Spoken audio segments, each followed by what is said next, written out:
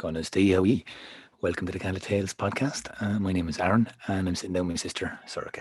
We are about to talk about Balor of the Evil Eye, and this is the post-show chat. Welcome, welcome. Thank you very much for talking and listening to us. Talking to us? No, for listening to us talk to you. This podcast is supported by our Patreon supporters. Thanks a million, lads, for keeping us lit. And, if you want to watch our faces, act all funny kind of shapes and sizes, go on to YouTube and check us out. Also like and subscribe. We just reached monetization the day of recording this podcast. We just got 1,000.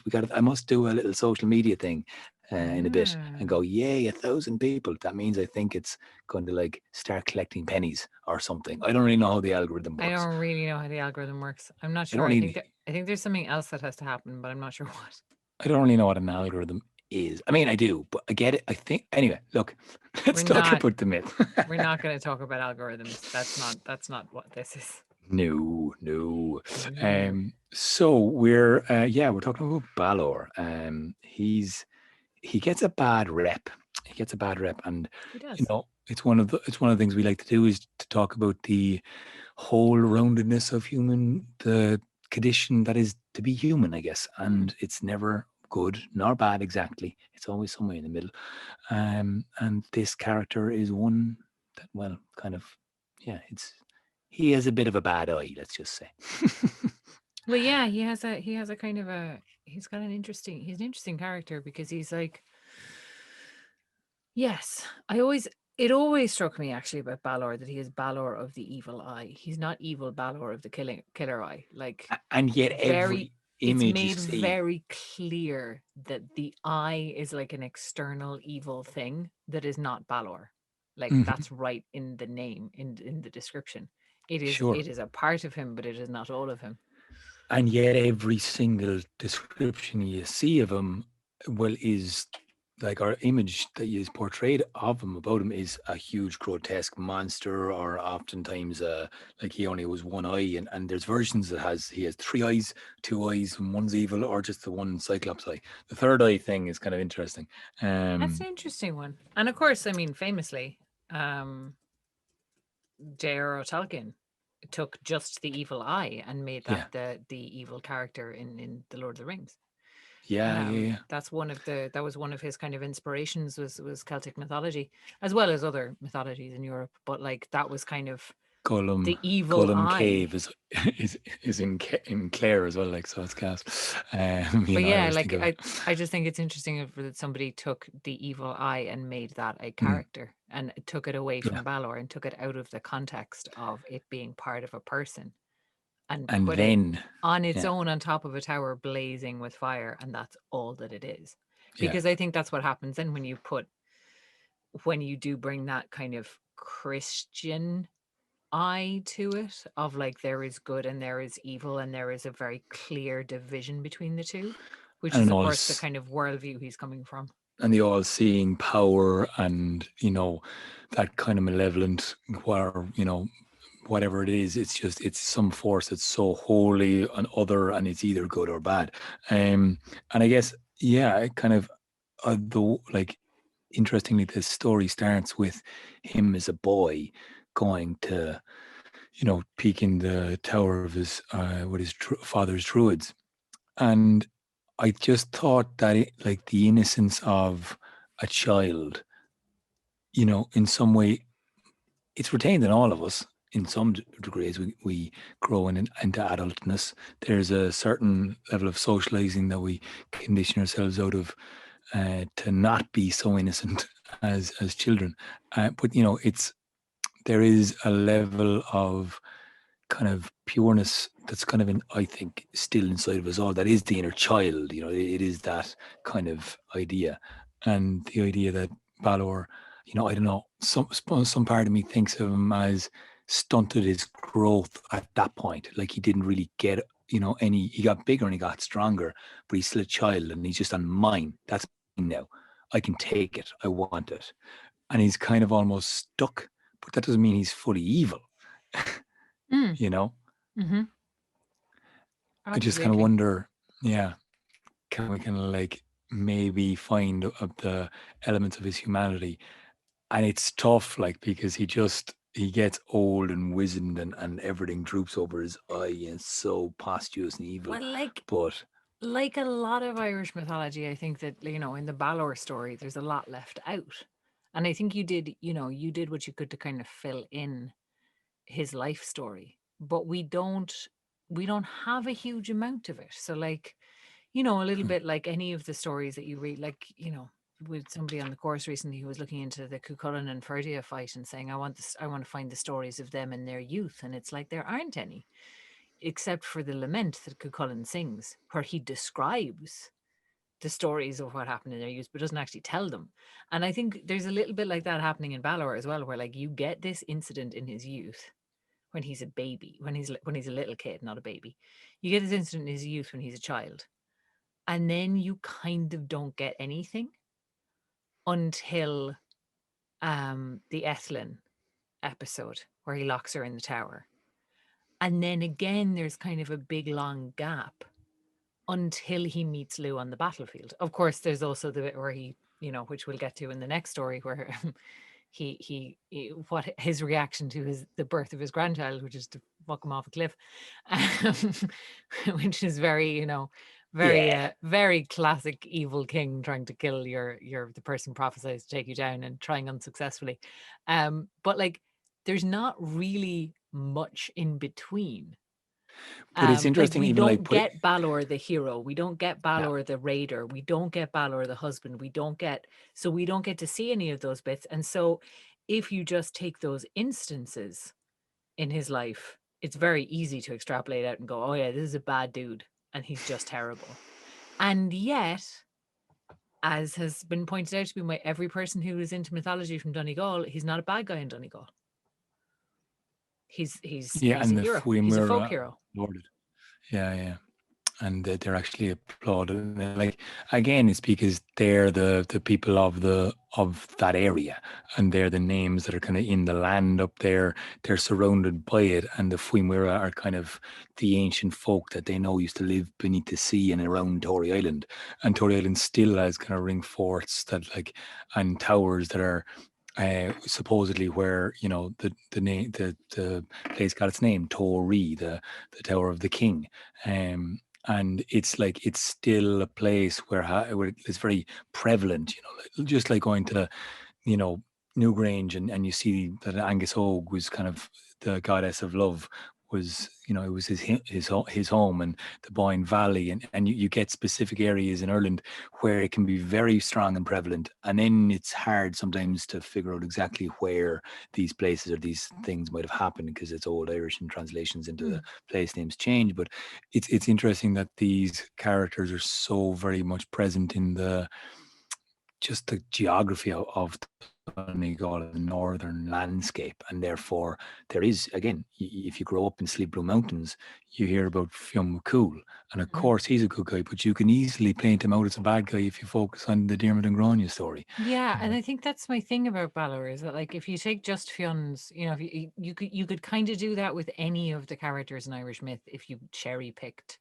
instances. Your camera has gone off. That's back.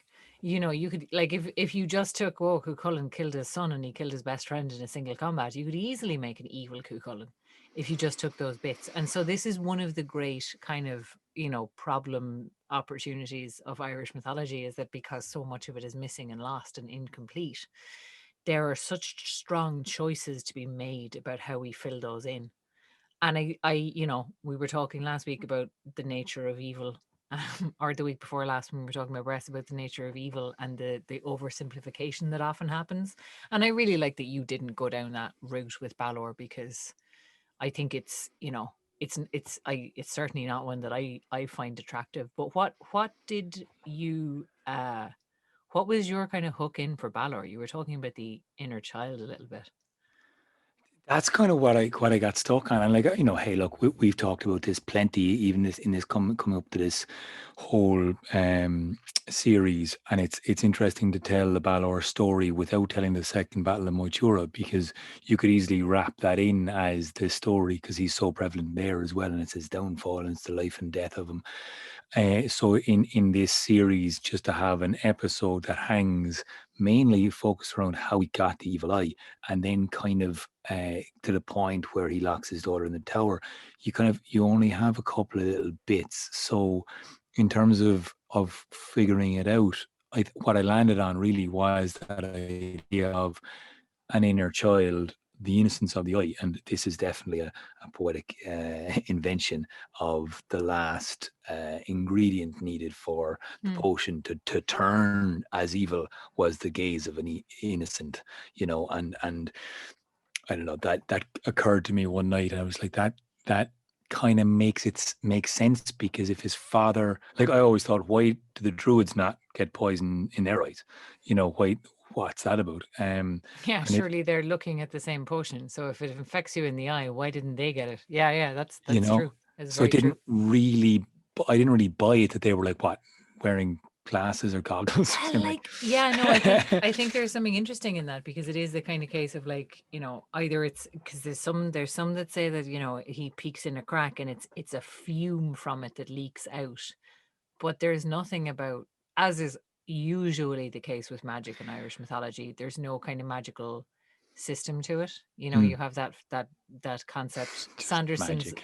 Sanderson's scale. I think Brandon Sanderson came up with a scale of, like, magic system that is, like, very concrete and has very clear rules, and there's things that you can do and there's things that you can't do. And then, like, I think as you get back into mythology, you certainly do not have that in Irish myth. There's no, we've talked about this before, there's no limits put on magic. There's no, like, these people can do magic and these people can't do magic, because the Tuatha Danann are the magical people, but the Sons of Mill beat them with magic, or at least land with magic. And, like, there's very little clear distinction between what magic can do and what magic can't do, and what magic, what the rules are of magic are just completely mysterious, and kind of deliberately mysterious, because if you have druids and this is their craft, part of that has always been to, it's an esoteric tradition. It's not something that is supposed to be disseminated.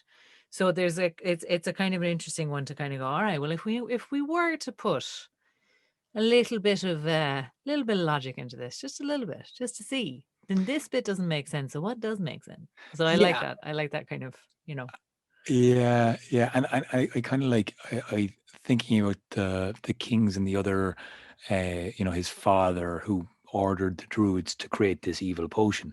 So his father has become twisted, and I think there's definitely a metaphor here. There's definitely like something, you grow into adulthood and you can really lean into the darker side of things.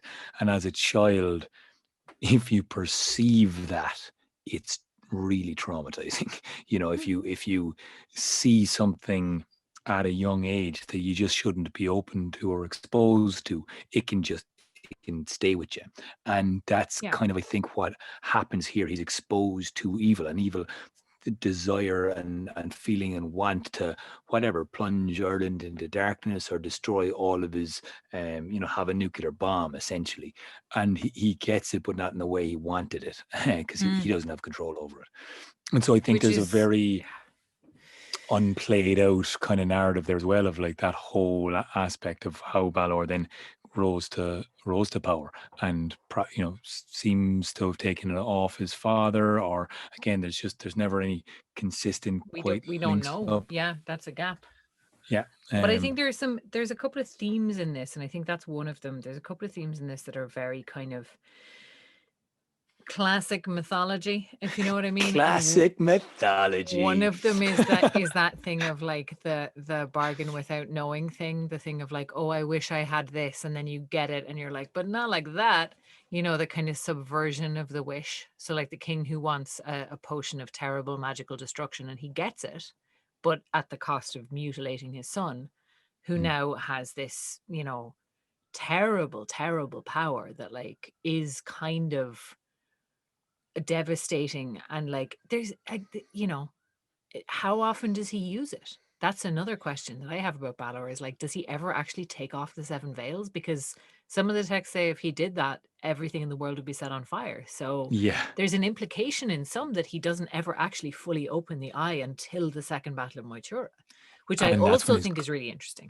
Yeah, it is very interesting because, and again, some say that like they were leather put over it, and some say it was grown, like he literally, his body tried to fight it, tried to literally, insist this evil eye and cover it over. 7, like it was just 7 cloaks grew over it, and so like there's an innocent child trapped in there no matter what. I think that's kind of what this is always getting at, of like, no matter how brave and bravado and fierce and furious any character, male or female, are, they're just a hurting child in the inside, essentially. And we all, and like, not to hark on about it, but that's I think what keeps on coming up for me. And I think, as he gets older, you see, well, I like to think there's a greater like leaning into, oh, I can just take now. And like as soon as he, is given the prophecy that he can't be killed, all of a sudden there's just this massive divide, and a spark of his humanity just arises and goes, no, hang on, you can't just obliterate your only daughter. Like you don't be doing that. Don't be, I remember Oisin once doing that in a live show and saying, give us a look of her there. Yeah, and I think that's kind of telling, that like he doesn't do that, which actually leads us on to the second classic mythology point, which is classic mythology. The killing of the old god by the young god. And this kind of, this is bleeding over a little bit into the second battle of Mythic, but specifically in this case, it's the prophecy of the downfall, and that the attempt to undo that becomes the fulfillment of the prophecy. And like that's in so many stories. That is in so many global stories. Like you see that in, obviously in Greek mythology, it's huge because you have the Titans and the various different successive groups of gods before the Olympians, and Zeus of course kills his own father, who swallows all of his brothers and sisters and swallows them whole, and Zeus kills it, and like the kind of the devouring father. And I think this is something that like there's definitely an echo of that in Balor. There's definitely an echo of that theme of like the old. And I just think it's really interesting. I think it's kind of, especially, we'll get onto it in the second battle of Mythic when we tell it, but like there is a real thing in there, I think, about renewal and about generations and about, giving way to the next generation. And I think it's, it's an interesting one because we see it, we see it played out on a cultural stage so much, with people kind of like going, oh, millennials run, I'm not doing the thing that we used to do. And like, there's such anxiety about it when you see a younger generation who are doing things and you're like, that's not how you do that. And yet that is kind of the eternal problem / invitation of being a human being, is that you don't get to stay around forever, and the way that you think the world should be does not persist. And like, I think it's a really interesting thing that plays out. It plays out metaphorically in the story, but I think you also see it playing out in kind of cultural conversations about generations and about generation gaps. And it just kind of, just kind of struck me there as being like, I think this is maybe a universal human anxiety that like the next generation might not do it right. So we need to really control them for as long as we can. And how fundamentally that doesn't work. Yeah. Because it's interesting. Even locking his daughter up in the tower is kind of an act of humanity, but it's absolutely barbaric at the same time. It's so cruel, or not barbaric, but it's very cruel. And like it's kind of difficult to say, is that more cruel than killing her? Because a lifetime of imprisonment is like not great. Yeah. But he kind of locks her up. I remember I talked about this before as well. Being at the Bard Summer School one year, and they had a great trial of Balor, adjudicated by Lou, where it was like, what if he survived? And there was like they did a trial, and one of the Lou's came up with a fucking brilliant thing where he said to the Balor, he sentenced Balor to imprisonment in the glass tower, attended by the same women who'd attended Ethlin. With his logic being, if it wasn't a punishment for her, then you won't mind. Yeah, and it was just great, because these were all the women, like in the version of the story that we talked about there. These were all of the women, because there's some versions of the story where all of the women are impregnated by the same man, and Balor kills all of the children. Yeah, I avoided that one. It's well, just... like I'll be talking, I'll be taking it on in the next episode when I talk about Lou, because there's, as with all of these things, there are different versions, and I think it's interesting to touch on the different versions even when we don't choose to do them. Sure. Or don't choose to tell them. There's another thing that I always think is really interesting with Balor and Lou, and it is a story. It is not even a story. It is a line in a book that I have read that says that Balor gave Lou his name of Lawfather when Lou, as a small child, was picking apples. That Lou, as a small child, was picking apples, and Balor saw him and said, "That child has a long arm." And that's where the Lou name comes from, because, again, multiple versions. The Ethlin story is later than the Battle of Mytholohgy story. There are versions where Ethlin and Cian are just like a normal married couple. The prophecy stuff gets like folded in later. So it's really interesting. Like, I just think this kind of, again, it's like this multiplicity of Balors, and some of them are like incredibly evil, like killing loads of babies, and some of them are like, there is the child that will someday grow up and kill me. Be good at apples. Like that and they're all good at apples. Kind of equally present, and it's very much up to the storyteller which one you decide to go with and which versions you decide to go with. And like, we usually go with the story of Ethlin in the tower and Cian because it's a story. Whereas the story of Cian and Ethlin, who just happen, they just get married and they lose parents, it isn't a story. It's just kind of an arranged marriage between two noble people who have a child then, and the end. Yeah. And there's some, the one ending of that, like, and we can talk about it again, but like there's other endings that like have them flying out together and all the rest of it. But whether or not Balor arrives down and murders a lot of babies, 12 of them probably, or casts all, like, just Lou down, or Lou and his two other siblings. Yeah. Because they were supposed to be triplets. And again, there's like, certainly, there's a clear leaning into now that, okay, there seems to have been a presence of good in Balor, or certain humanity, when Ethlin is born. That's certainly my reading of it. And then by the time Ethlin is grown up, he's spent, kind of much like his father, he's spent long enough and a hard enough life leading the Fomhóire, who don't seem to be an easy people to rule. They don't seem to have an easy life. They pillage and they plunder and they run off and they war and they fight and that's like, they're a raiding community, and it seems tough going. And so he just seems to lean into the darkness or the more evil side of him, until the point of like, well, I couldn't possibly kill my own child, but I have no problem killing this child's child, or my child's child. That there's a kind of a remove, where it's like, well, this is, my child is not the one who's going to kill me, but this child is, and therefore it's and he's far enough away from me, and there's a kind of a like tapping into a righteous anger of, well, this wouldn't be happening if you hadn't stepped out of the bounds that I laid out for you, if you brought it on yourself, kind of thing. So and there's a kind of an interesting thing in there as well. I like the comparison to Kronos. Finally came to my mind. Thank you. I had also forgotten his name entirely. I have the picture in my head of the thing devouring the can't. Nope. Yeah, Kronos. And I like that comparison because again, Kronos kind of started off as a golden boy to help his mother against the evil father that she had. So it's just like, it's this transgenerational thing that's passed down, and it seems that, and then he grows up and fully embodies all of the evil that, you know, his wife hates him.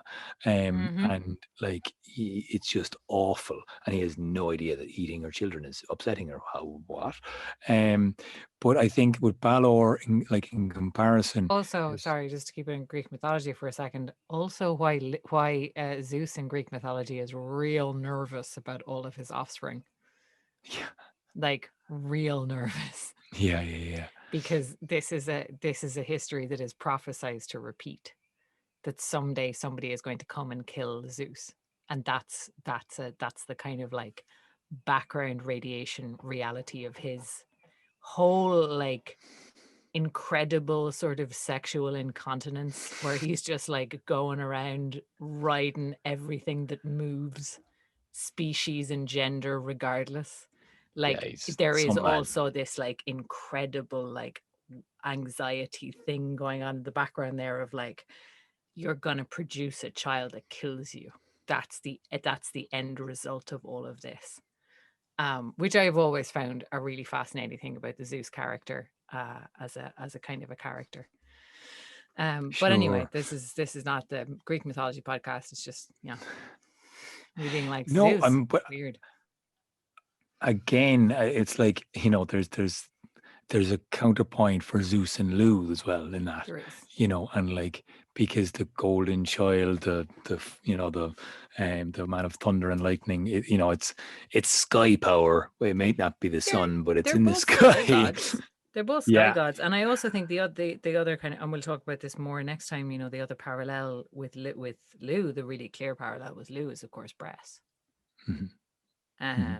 But maybe let's leave it there, and we can leave it there. I will just round off my one last thought on Balor's comparison to Kronos, which is he has the ability to, you know, devour or destroy his own child.